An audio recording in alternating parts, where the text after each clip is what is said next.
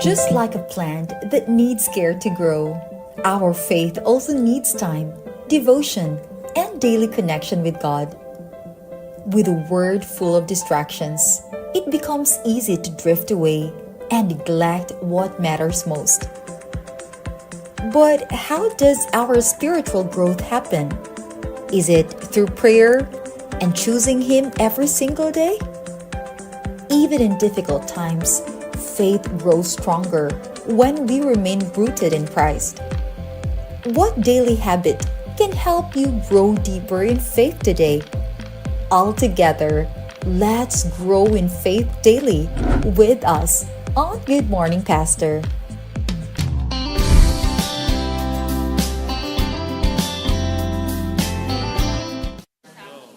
Good morning mga kapaglaom. And this morning karon atong makauban ganina lang nagkanta ang atong pinalangga nga church pastor sa Cagayan de Oro Central Church. Ang atong makauban karon sa segment ang Good Morning Pastor. Walalain Pastor Aguinaldo Gahom. Good morning Pastor. Good morning, Pastor. Welcome. Hello, good morning. Ganahan kay ko sa ngalan yun ni Pastor Oy. Bayani Bayani. Aguinaldo. Oh, kanya. Tapos Agi- with power pa with yun. power. Amen. Diba, Grabe, Pastor? basta. Yeah, your name can speak about yourself Amen. and about your great God. Yes. Okay. Pastor, imong greeting. Sorry, naputol ka. I would like to thank sa invitation sa mga dito sa Hope Channel. It is really a privilege to be here once again. Mong ginapanubayaan mong mga kaigsunan diya sa Central Church, sa Cagayan de Oro City Central Church. And of course, sa akong pamilya na karon sa Iloilo, they are watching right now in Iloilo City. Thank you so much. So, diha to usab sa among pamilya igsuon o mama ni Mrs. Gawam na sa Valencia City. Okay. Amen. Ingyo gikan pag gini sa camping Pastor. Dito gini siya focus gini dito sa Central Church. Yeah.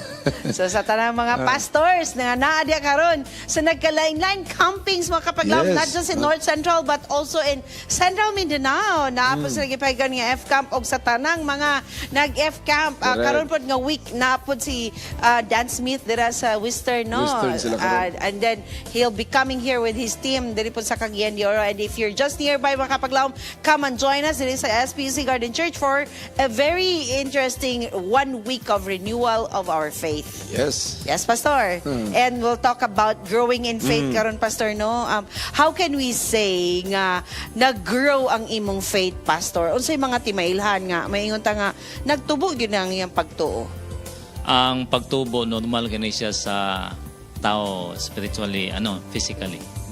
Sa espirituhan no sab gikinahanglan gid mao kini say tumong kibali sa atong nganuman nga magsulod kita sa ingon ana nga klase sa espiritu tungkol kay gusto kita motubo. Unsay man timailhan? That is the best question. Thank you so much. Unsay man matimailhan?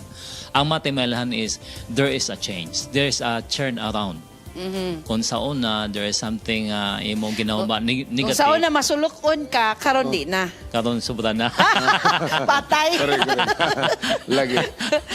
So naagi change. Nagi change. That is the first thing. Nagi siya kausaban ba?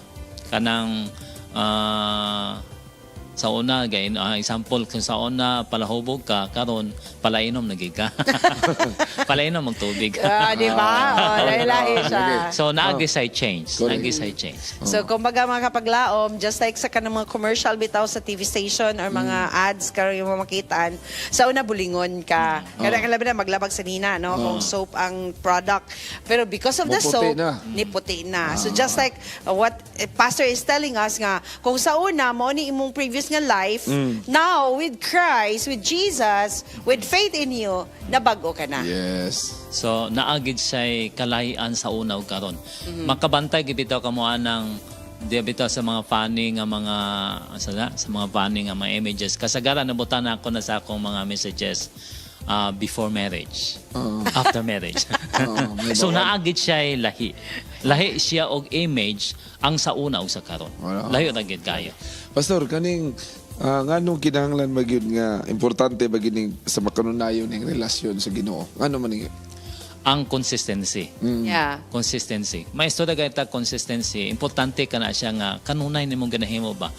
Nganuman importante ka na siya. Tod kay consistent manggod ka mo retain ka na siya sa imong hununa. Ang retention ba? Pasabi, kanunay ka nagainom og tubig. Example lang. So, mahimo siya ni mong habit. So, mala pa sa psychology, I do not know kung tinuon ni ako nabasa. Once daw ma-repeat nimo at least mga between 25 times, ma-retain ka na siya sa imong kaugalingon. So it will part of your brain waves, o sa brain pattern. Muna bitaw nga kung mukaon ta, Gutom mo jud ta pag-abot sa gutom mo dusi. kita. Kay normal man guna sa to. Nakaabot kami usa ka lugar nga ilang ginakaon dito tinapay ra.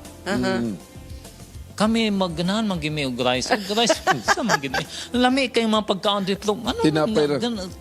Tinapay lang ginoon. Naay mga sudan. Mga lami nga mga sudan. Pero ang ilang instead sa rice, Ang ilang, tinapay. ang ilang staple food. Oo, ilang bread. staple food kay bread lang gyud. So gapangitam na man na ang rice. Sayang nga ning mga sudan nga wala may rice. So ngano man kay na-retain naman ko sa ato. Yes. Ginapangita. Ginapangita Mga bagay na binabalik-balikan. Di ba? Sarap balik-balikan. Sarap Labi lang balik-balikan. tinapagudong. Bula na yun. Di ba? Labi kay sukat. Anyway, mga kapaglakom. Pastor, unsa may makahinder sa ato ang faith or sa pag-cultivate sa atong faith diya sa Ginoo? Normally speaking, I'm speaking about myself. Kami mga pastor manggod mo na kamo grabe gyud na sila ni pastor kay maya nampuon gyud na siya. But bisan pa nagahimo ka bitaw sa buluhaton sa Ginoo, but if you are busy. Business. Kanang busy ka ba? I'm so sorry to mention this. Makita nato usay sa atong church usay nga ano man anak man ni sa pastor nga man ani man. Tod kay walay insakto nga panahon ang pastor para sa iyang lahi usab Nga responsibility. Nga responsibility. Busy sa dito. Example, busy ko og pangwali lang gyud. Bisig walim. Busy Buntag wali. unto gabi, kada adlaw. Wala na ko'y time sa pagbasa sa Bible. With your children. With your children. With my children. Yun na ang kakuan niya. So, usa na siya sa manghinder. Usay magununa maguta nga naana bitaw ko dito sa sulod sa simbahan. Nakabasa bitaw ko usa ka devotional nga nawala ay lang bata sa simbahan. Okay. Nagwali siya. No? Physically nawala. Nawala. Yun, man ginamong bata na hanto nga nagpadala sa mga bata nangita sila sa gawas. Nalimot sila ang ilang bata. Naalang sa front. Nagatanaw na yun. Nasa? Nasa front lang yun. Nasa front sila. Sa front.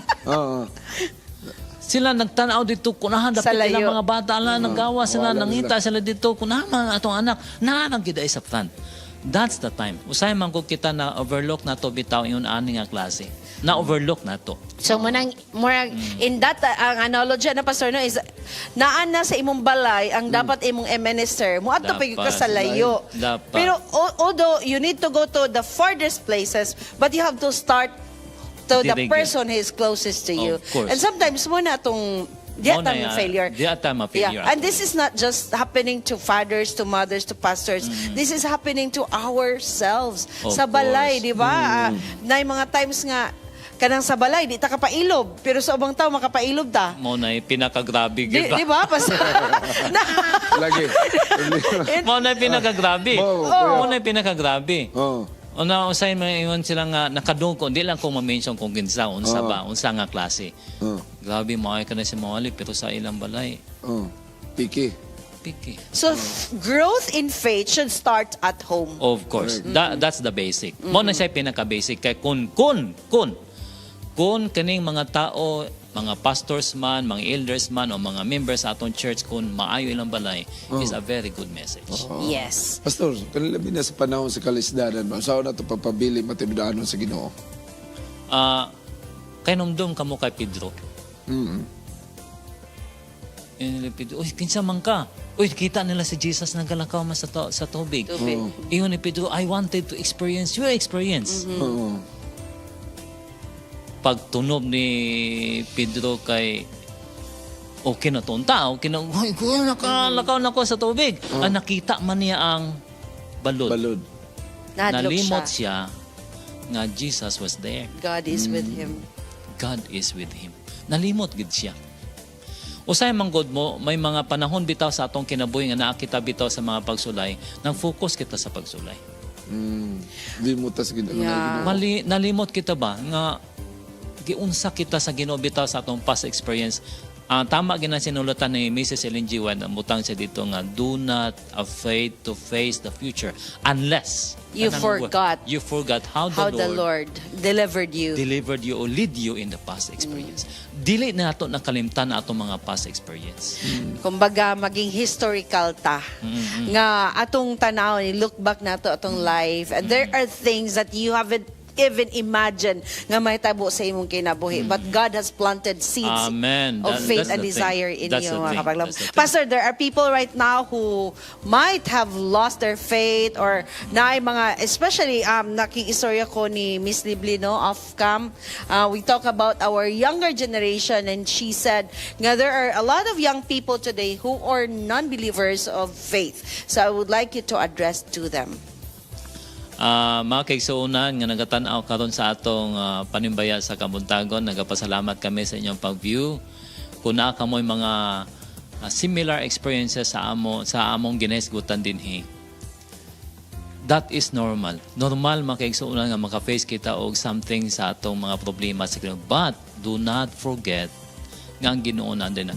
Nakinomdom kami sa istorya sa mga disciples nga dito sila nag-cross sila dito sa dagat. Tapos giatubang nila ang bagyo. Pagkatapos naningkamon sila pamaagi kung saan nila.